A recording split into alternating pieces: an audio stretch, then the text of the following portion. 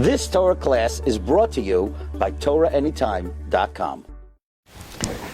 Okay, good afternoon, everyone. Shalom Aleichem. I want to share with you something on Parshas Pekudei. We know that at the end of each Parsha, it's published in our Chumashim the total number of psukim in the Parsha, and there's a Siman, which is usually b'derech klal, a word from the Parsha, or the name of a person found in Tanakh, or sometimes at the end of the Parsha you have both a word in the Parsha or a figure in Tanakh, that the gematria of that word is the same number of psukim in the Parsha. Now we don't quite know who established these simanim, but the Sefer Taras Yaakov of Yaakov Chaim Sofer, a grandson of the Kaf Chaim, he brings in this week's Parsha that, in his opinion, the simanim come from the Balei HaMasorah. He says, I'm not sure who made them. He says, Karv levadai etzli sheim Rabbi Seinu Chachmei HaMasorah she safru oisiyos shel Torah. However, there's one exception to the rule. At the end of Pekudei, we don't find the sum total of psukim at the end of the Parsha, and we don't find the Siman. By the way, only in the Chumash that's published with the Malbim, we find Tzadi Beis psukim, 92 psukim. The Siman is 8 say. So, question, why is there no Siman at the end of Pekudei like every other Parsha?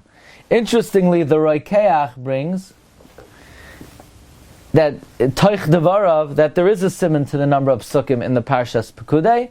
He says Eglois Tzav, 92. Keneged the 92 days from when they left Mitzrayim until they built the Egel. From Tes Vav Nisan, you have 15 days in Nisan, and you have 30 days in Iyar, and 30 days in Sivan, and 17 days in Tammuz. So you have 60, 75, 17, 92.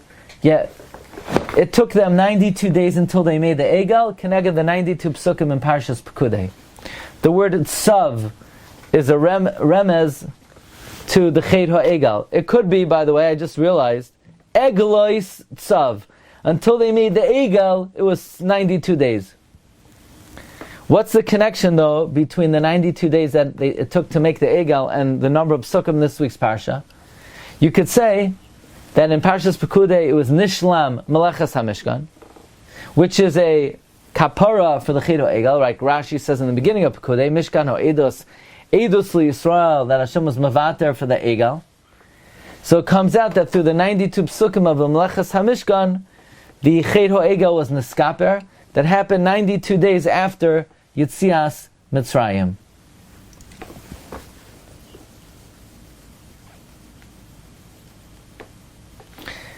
In the Sefer Beis Abba of Rabbi Avram Rappaport, he writes that in fact there is a siman in Parshas Pekudei for the number of psukim, a number of psukim of Pekudei. There is a siman, but the printers left it out. Namely, the siman was Ein Loi Siman. Originally they wrote Ein Loi Siman. Ein is gematria 61, Loi is gematria 31, 61 and 90, and 31 is 92. So originally it said Ein Loi Siman. There isn't a siman. And the publishers said, what? Oh, there's no siman. So they just took it out, not knowing that Ein Loi is the siman. The problem is that this seems to be erroneous, because Ein Loi with an aleph has no meaning. It's a double negative. Ein, there isn't. Loi, there's not. That means there is a siman. Would that make it? Unless there isn't, meaning this is it. But simply Ein Loi implies that there's no siman, but you don't usually use a double negative. And Ein, you would typically say Ein Loi with a Vav, but then there would be an additional 5 psukim, then it would be 97 psukim. So the Ger Rebbe offers a possibility that seems to be more reasonable, and in the Sefer Igrois Kodesh of the Admar of Lubavitch, he also offers this possibility, namely, that in the old Chumashim, it's said at the end of Pekudei, Beli Koil Siman. Beis Lamed Yod Chaf Lamed. Beli Kol Siman. Without a Siman. Without any Siman. And the publishers didn't really realize this, and they thought there's no siman for Pekudei, so they just took it out, not realizing that the siman is, Beli Koil is the siman. But the Taras Yaakov asks, the Rabbi Yaakov Chaim Sofer, if there's some tradition for this, we'll accept it. But he also questions this possibility, because if you look at the other simanim at the end of each parsha, usually, without exception, the name of the siman is the name of a person who's recognized in the Chumash. All these simanim are names of people, and Ein Koil is certainly not the name of a person. And furthermore, there is a person's name they could have used as a siman for Parshas Pekudei. Livni, Lamed Beis, Nun Yud. And that would be a question on the siman given in the Malbim Chumash, or the Roikeach, whether Eitzei is a siman, or Tzav is a siman. By the way, the Meiri in the Kiryas Sefer Chelek Beis at the end of each parsha, he gives a siman for the number of psukim in each parsha. Many times it's different than the simanim in our Chumashim. And in Parshas Pekudei he says, we finished the number of parshios, and the number of psukim in Pekudei is 92. The siman is Uziyah, Ayin Zayin Yud Hey, which is 92. So he gives the siman as Uziyah. But this siman is not written in our Chumashim. By the way, in the Sefer Kunshus Mishkanei Sacha Yisrael, Rabbi Yisrael Eli Cohen, he brings another siman. The end of the parsha, Bechol Ma'aseihem, Bechol Ma'aseihem. Bechol is 52, and the mem of the next letter is 92. So this is like an expression found at the end of the parsha, Bechol Ma'aseihem, 92 psukim. The question is, why is there no siman at the end of Pekudei? Or why was originally there was a siman, unusual siman, Beli Kol siman, there's no siman here. Maybe it's somewhat of an irony. In this week's Parsha we count all the items that were donated to the Mishkan. The Zohar HaKadosh in this week's Parsha brings an interesting question.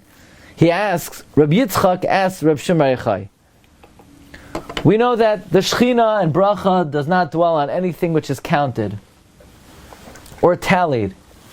So then why did they count every single item donated for the Mishkan in this week's Parsha? The gold, the silver, the copper. Everything is counted. The whole Parshas Pekudei is counting. That's what Pekudei means. It's a Parsha of counting the items that are donated. And the Rashi basically said that typically when you count something, bracha is not found, kedusha is not found. But when you count a davar shebekedusha, bracha is chal on it. Certainly the Mishkan, when you count it, when you count the items of the Mishkan, it remains holy. In fact, the cheshbon becomes holy. The kedusha doesn't leave. So again, the Zohar says, Rabbi Yitzchak asked Reb Shimon, he said, we know bracha is not shayra b'davar ha'omed b'midah, b'davar ha'omed b'cheshbon. So by the Mishkan, why was everything counted? So the Rashbi said, any time the item of kedusha is counted, it retains its kedusha. So it could be this parsha Pekudei, this which is all about counting, and it's counting all the items of the Mishkan. So the Bali HaMasur wanted to be merames, that the counting in Parshas Pekudei, it's a different kind of counting. It's qualitatively a different kind of counting. This you're allowed to count. The counting of Pekudei is different than any other counting.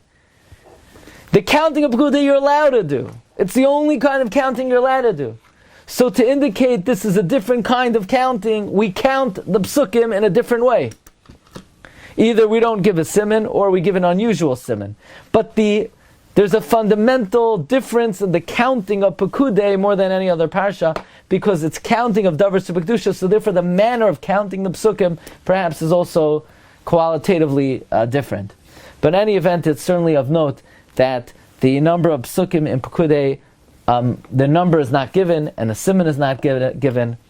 And I wish everybody that upon the conclusion of Pekudei, chazak v'nis chazek, we should all be zoicha to great chizuk in all of our inyanim. Thank you very much. Wishing everyone a wonderful day. Bracha v'hatzlacha. Thank you, Shkoya. Thank Baruch you very much. Tia. Kol Tov. Bracha v'shem Kol Tov. You've just experienced another Torah class brought to you by TorahAnytime.com.